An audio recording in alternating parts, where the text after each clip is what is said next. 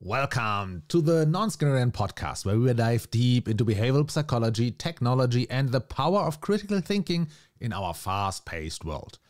In today's episode, we will take a closer look at some intriguing research, an experiment where researchers used AI to talk people out of their conspiracy beliefs.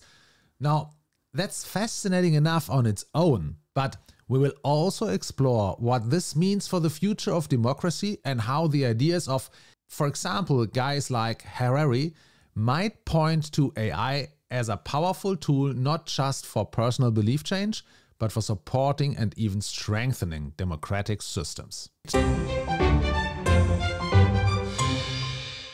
So, we often think of AI as a technology that's out there in the world, something we have to either adapt or to resist.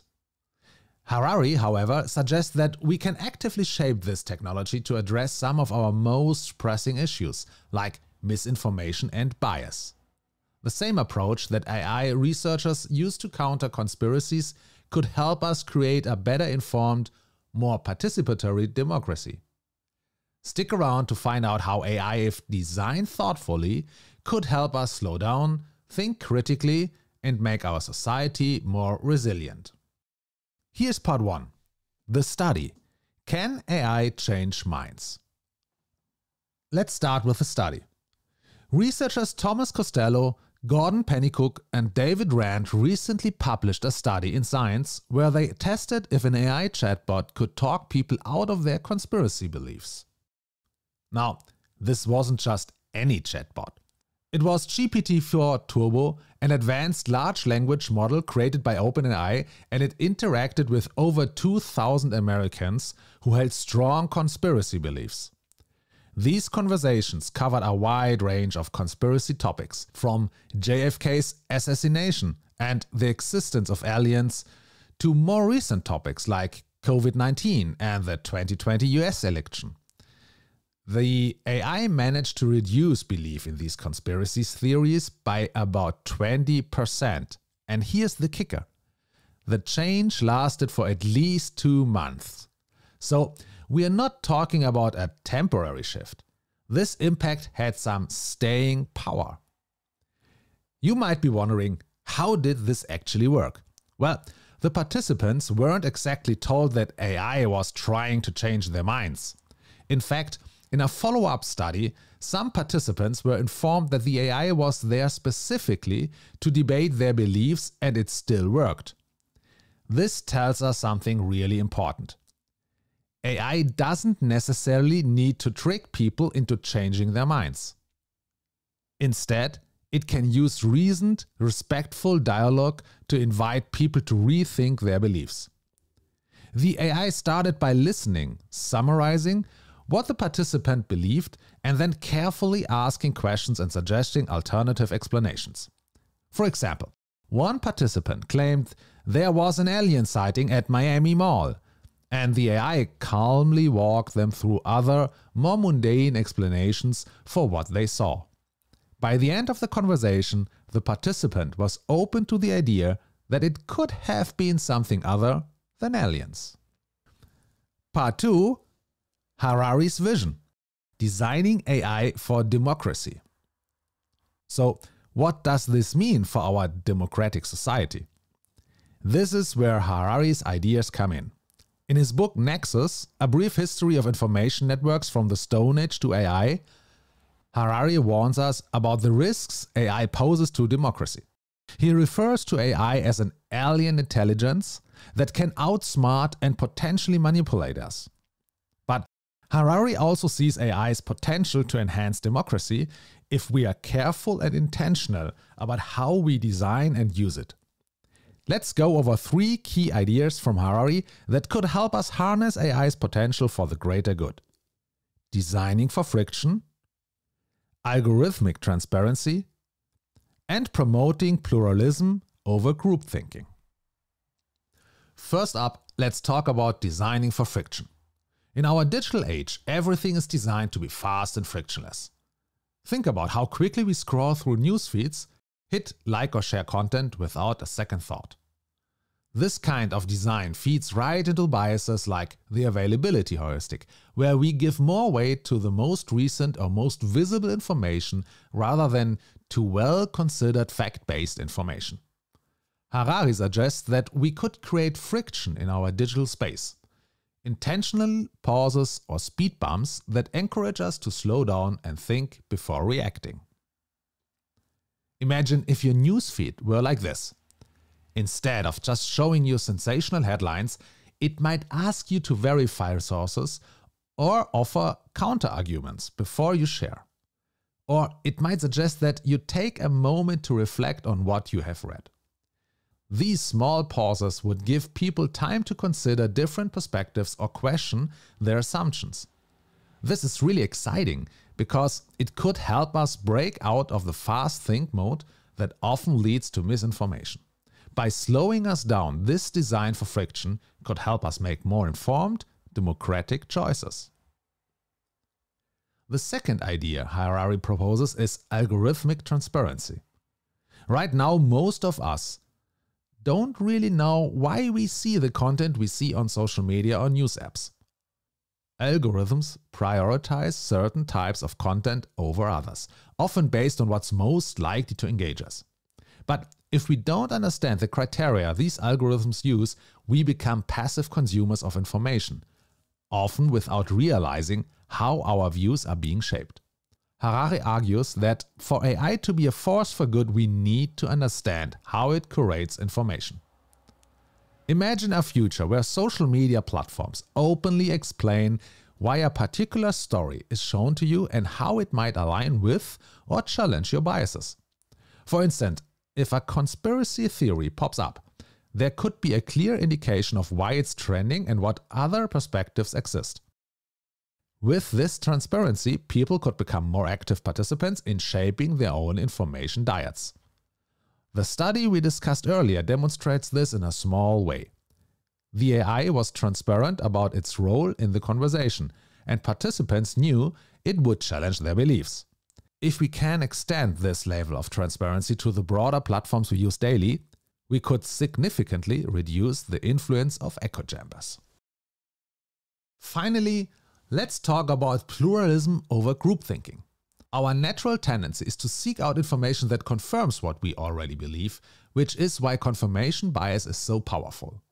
This can create echo chambers where we only see perspectives that reinforce our own. Harari suggests that AI could be intentionally designed to challenge this by presenting a diversity of viewpoints. Think about what it would mean to have an AI-driven newsfeed that actively promotes pluralism. For every piece of content that reinforces our beliefs, the algorithm could show us something that presents a different view. Not to force us to change our minds, but simply to broaden our horizons. In a democratic society where all voices matter, this could be revolutionary. Harari argues that by protecting diversity in political dialogue, AI could promote a more inclusive and balanced public discourse. This would mean less group thinking and more openness to alternative ideas. Imagine what that could mean for society. Debates that are more informed, discussions that are more civil, and a public that's better equipped to make decisions on complex issues. So, where does all these leave us? The study we started with shows us that AI can play a role in helping people reassess and even change deeply held beliefs like conspiracy theories. But Harari's ideas take this concept further. They suggest that if we design AI responsibly, it could help us build a healthier, more participatory democracy. Imagine an AI that helps simplify policy discussions, making them accessible to everyone. You could engage with complex issues at a deeper level without feeling overwhelmed. AI could also help mediate public forums or town hall meetings by summarizing diverse opinions and highlighting key points, ensuring that all perspectives are heard. In this way, AI wouldn't just be a tool for correcting misinformation, but a catalyst for meaningful civic engagement. And this, I think, is where the true potential lies. Rather than seeing AI as a big brother that influences us behind the scenes, Harari's vision suggests that we can shape AI to be a tool that serves democratic values. By fostering transparency, encouraging pluralism, and introducing friction into our digital interactions, AI could help us become more thoughtful, active citizens. This is crucial because democracy depends on informed, critically thinking individuals who understand and respect diverse viewpoints. Isn't that something that we probably have lost over the last years? I mean, just a few days ago, I got a letter forwarded from my dad to me.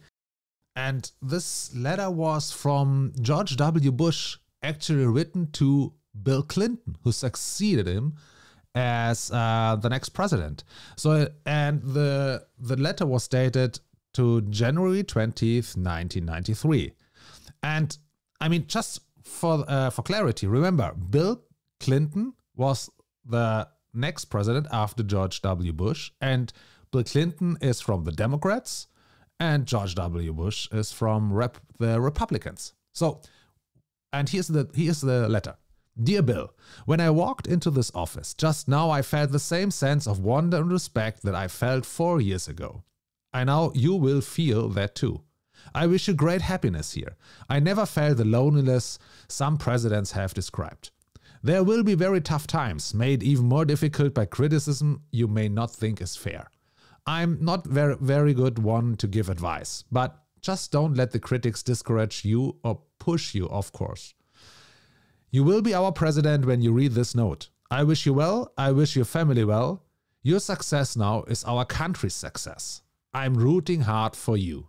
Good luck, George. I mean, what is this?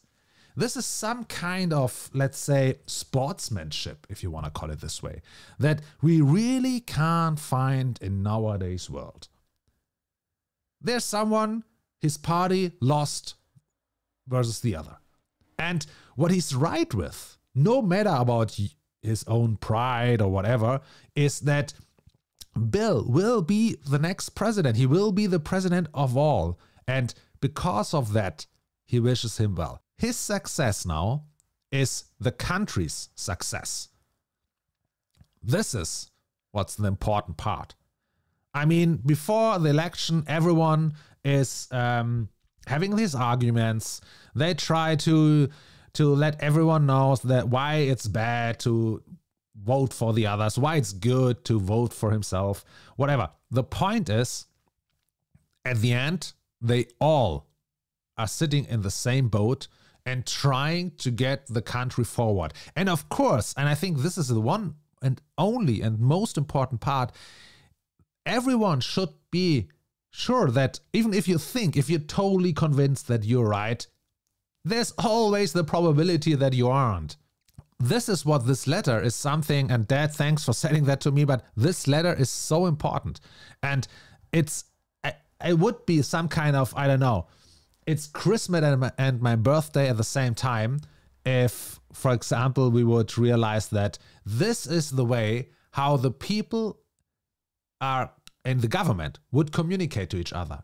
They could be hard in the difference of the topic. They could be hard when it comes to how to do something, but there should be always the respect and the recognition that, okay, it's not my turn, it's his turn, and now, but even if we would do it differently, we have both the same goal. It's for the country, and we want to solve the issues that are here. Before we wrap up, let's recap the big takeaways. First, AI has the power to reshape how we process information. If we design it with intentional friction to slow us down, it could help us counter our fast-thinking biases. Second, we need algorithmic transparency to become more conscious of how our views are being shaped online. And finally, a pluralistic approach to AI design could break down echo chambers and promote a more inclusive democracy. This episode gives us hope that AI doesn't have to be a threat to democracy. It can be a tool to enhance it. By actively shaping these technologies, we can foster a society that's not only informed, but also more resilient and inclusive. So, thanks for joining me on this journey through the possibilities of AI and democracy. Thanks for joining me on this journey through the possibilities of AI and democracy. Remember to stay curious, question the information you consume, and embrace a diversity of perspectives. Until next time, take care and keep thinking critically.